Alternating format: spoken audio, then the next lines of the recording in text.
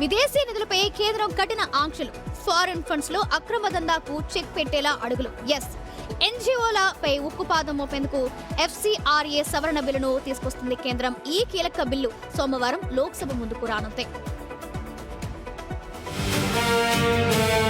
విదేశీ నిధులపై మరింత నిఘా పెడుతోంది కేంద్రం. వాటిపై పారదర్శకత, ప్రభుత్వ నియంత్రణ పెంచాలని భావిస్తోంది. ఇందుకోసం FCRA సవరణ బిల్లును లోక్సభ ముందుకు తీసుకురాబోతోంది. ఉగ్రవాద కార్యకలాపాలు, అక్రమ మత మార్పిడులకు ఒడిగట్టడం వంటి చర్యలకు విదేశీ నిధులు దుర్వినియోగమవుతున్నాయన్న ఆరోపణలతో పకడ్బందీ చర్యలు చేపడుతోంది.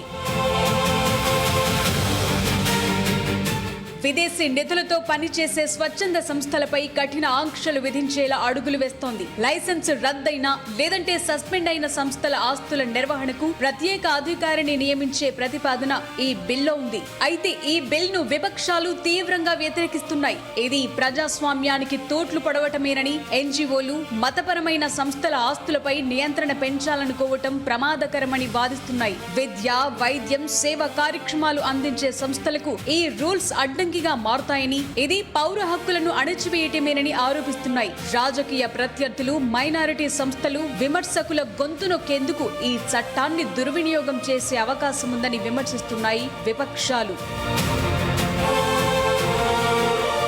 అయితే విదేశీ నిధుల దుర్వినియోగాన్ని అరికట్టడానికి, దేశ భద్రతను కాపాడటానికి ఈ సవరణలు అత్యంత అవసరమని స్పష్టం చేస్తోంది కేంద్రం. చట్ట విరుద్ధమైన మత మార్పిడులు, అసాధారణ కార్యకలాపాలకు విదేశీ విరాళాలు వాడుతున్న వారికి ఈ నిబంధనలు వర్తిస్తాయంటోంది కేంద్రం. విదేశీ నిధుల వినియోగంలో పారదర్శకత, జాతీయ భద్రతను బలోపేతం చేయటమే లక్ష్యమని చెప్తోంది. దీంతో FCRA సవరణ బిల్పై అధికార, ప్రతిపక్షాల మధ్య మాటల యుద్ధంతో పార్లమెంట్ సమావేశాలు హాట్ గా నడిచే అవకాశం ఉంది.